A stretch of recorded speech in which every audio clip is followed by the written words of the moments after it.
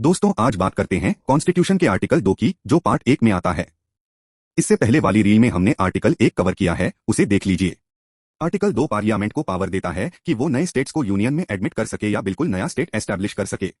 मतलब पार्लियामेंट चाहे तो किसी पहले से एग्जिस्टिंग इंडिपेंडेंट स्टेट को इंडिया में शामिल कर सकती है या फिर एक बिल्कुल नया स्टेट क्रिएट कर सकती है, और ये सब अपनी मर्जी की टर्म्स और कंडीशंस पे जो पार्लियामेंट को सही लगे।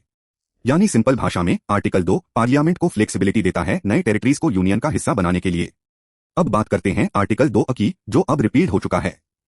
ये article 35th constitutional amendment act 1974 के थ्रू इंट्रोड्यूस हुआ था। इसका पर्पस था सिक्किम को इंडिया का एसोसिएट स्टेट बनाना, मतलब एक बीच का स्टेटस, ना पूरा स्टेट ना अलग कंट्री। लेकिन ये अरेंजमेंट ज्यादा देर नहीं चला। सिर्फ एक साल बाद 36वें कॉन्स्टिट्यूशनल अमेंडमेंट एक्ट 1975 के थ्रू सिक्किम को इंडिया का फुल फ्लेज्ड स्टेट बना दिया गया, 22वें स्टेट के रूप में। जब सिक्किम पूरा स्टेट बन गया तो आर्टिकल 2 की जरूरत खत्म हो गई, इसलिए उसे रिपील यानी हटा दिया गया। दोस्तों बात करते हैं आर्टिकल 3 की, जो पार्लियामेंट को बहुत ही इंपॉर्टेंट पावर देता है नए स्टेट्स बनाने और एग्जिस्टिंग स्टेट्स में चेंजेस करने की पावर। सिंपल भाषा में समझें तो आर्टिकल 3 के थ्रू पार्लियामेंट को अथॉरिटी मिलती है कि वो नए स्टेट्स क्रिएट कर सके और पुराने स्टेट्स के एरिया, बाउंड्री या नाम में बदलाव कर सके। अब इसको पॉइंट बाय पॉइंट समझते हैं। आर्टिकल 3 के अंदर 5 क्लॉजेज हैं, ए से लेकर ई तक। आर्टिकल 3A ये क्लॉज पार्लियामेंट को पावर देता है कि वो एक नया स्टेट बना सके या तो किसी एग्जिस्टिंग स्टेट से टेरिटरी अलग करके, या दो से ज्यादा स्टेट्स को मिलाकर, या स्टेट्स के पार्ट्स को जोड़कर, या किसी टेरिटरी को किसी स्टेट के पार्ट से यूनाइट करके। आर्टिकल 3B ये क्लॉज अलाउ करता है कि पार्लियामेंट किसी स्टेट का एरिया बढ़ा सके या कम कर सके। आर्टिकल 3C ये स्पेसिफिकली पार्लियामेंट को परमिशन देता है कि वो किसी भी स्टेट का एरिया डिमिनिश कर सके यानी घटा सके। आर्टिकल 3D इसके थ्रू पार्लियामेंट किसी स्टेट की बाउंड्रीज और बॉर्डर्स को चेंज कर सकता है। आर्टिकल 3E और लास्ट में इस क्लॉज के थ्रू पार्लियामेंट को पावर मिलती है कि वो किसी भी स्टेट का नाम चेंज कर सके।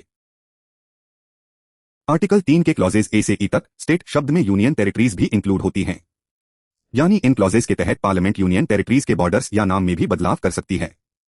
लेकिन इसी आर्टिकल के प्रोविजो में जहां कंसल्टेशन की बात होती है, वहां स्टेट का मतलब सिर्फ स्टेट्स होता है, यूनियन टेरिटरीज उसमें इंक्लूड नहीं होती।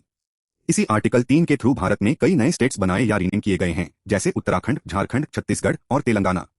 अब आर्टिकल 3 से जुड़े कुछ इंपॉर्टेंट पॉइंट्स समझते हैं। पहला, आर्टिकल 3 के अंडर कोई भी बिल पार्लियामेंट में सिर्फ प्रेसिडेंट की रिकमेंडेशन पर ही इंट्रोड्यूस हो सकता है।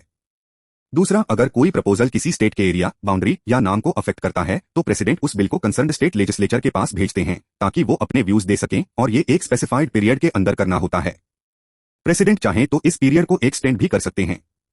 तीसरा, स्टेट लेजिस्लेचर की ओपिनियन पार्लियामेंट के लिए बाइंडिंग नहीं होती।